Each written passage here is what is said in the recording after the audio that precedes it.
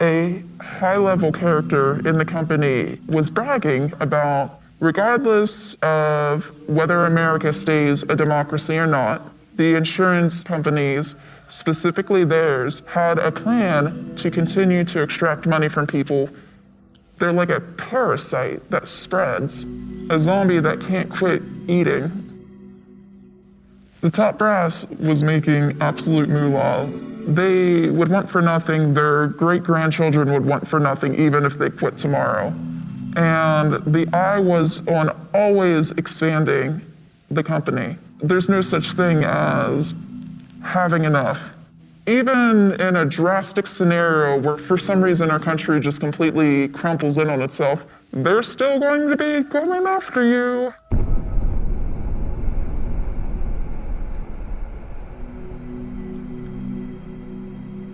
I worked for one of America's largest subrogation law firms.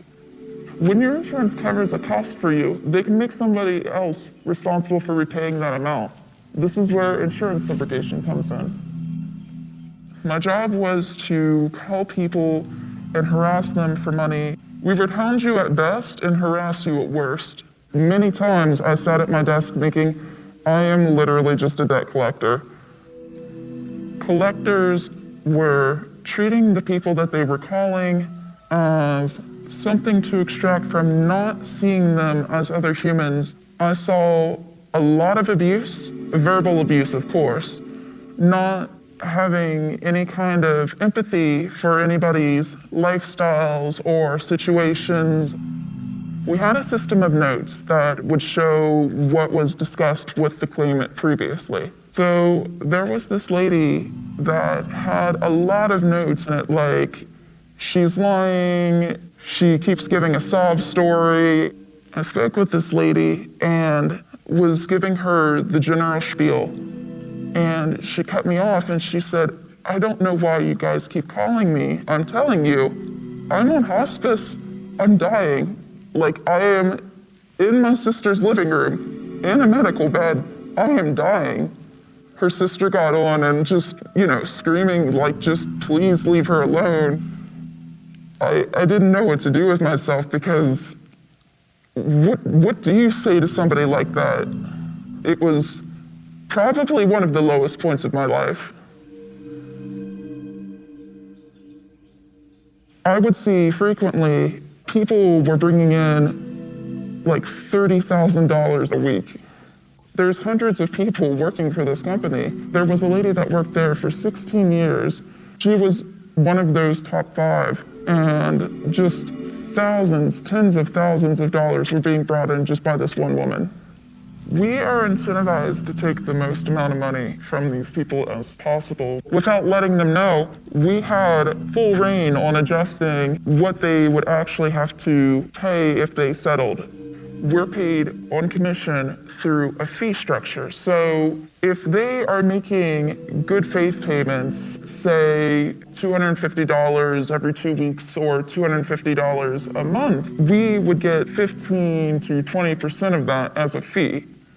If we were to settle a lower amount for them, we would get less in fees, and fees are what our commission is based on. The system was set up that if we showed any kind of humanity to these people, we were screwing ourselves over, and I can't tell you how many times I got in trouble for just trying to be a decent person.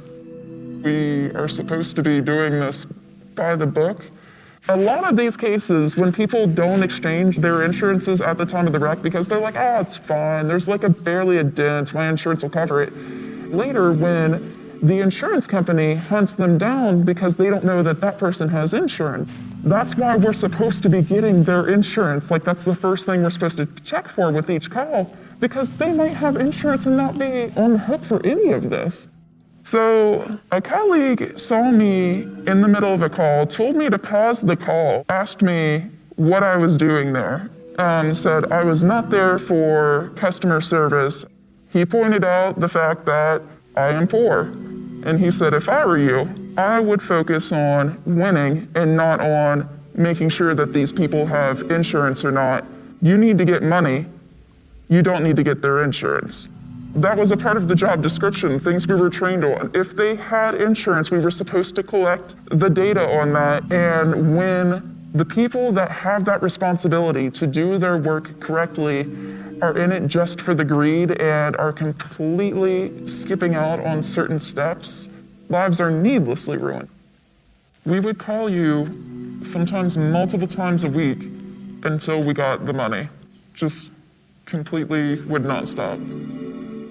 I experienced one with a lady. It was a flood damage in the apartment downstairs. And the lady actually did have proof that it wasn't even her fault, but we were still pursuing her. And I tried to send it back to where we double check things. And they're like, no, she's guilty. And I'm like, no, look at the paperwork. She has clear proof that it was actually the apartment above her. And we were still calling that lady. You really can't hide. We used a program to pull up dossiers on people. So if you had the lack of luck for having the same phone number as a claimant used to have, if you worked with them, ex-spouses, we might call you. Basically keep chipping away until we find the claimant. One of my coworkers called up a wife of a man that was a truck driver. He owed roughly $55,000. And this lady was completely blindsided about this. She didn't even know he had been in a wreck. As she is becoming more and more panicked, the reality of the situation settling in, he's becoming more and more chipper, and he actually turned around and high-fived me once she started to cry. Some of the techniques I witnessed people using to harass the claimants. One person was very misogynistic towards women, would talk down to them, call them baby girl. Another person would spend his mornings conversing about different ways to lie. They would find loopholes in, say, this person might live in a state that they can't have their driver's license taken from them, but we could still threaten that maybe because maybe the state might change their mind one day and make it legal. It was quite blatantly a lie, and we were encouraged to tell that lie. One of the tactics we were supposed to use on people that said, I don't have any money, tell them, hey, do you smoke? Quit smoking. Different things that we're supposed to use as examples of things that they should quit in their own life so they can pay us money. We were told to tell them, take out some credit cards, high interest loans. That's a cycle. Once you start borrowing from one high interest thing to pay another thing like that, you're in a bad way. It's an endless loop of misery. This experience was harrowing. Just a cold splash of water in regards to what I thought our society was capable of. You would hear people screaming at people on the phone and then go to lunch and have a coffee and just happily talk about something they did on the weekend. We were completely incentivized towards greed. Things like this are one of the big reasons why people hate insurance companies. This company has absolutely ruined people's lives. 100% completely undeniable. And when I think back to that lady who was dying, she didn't deserve this. Nobody deserves something like this.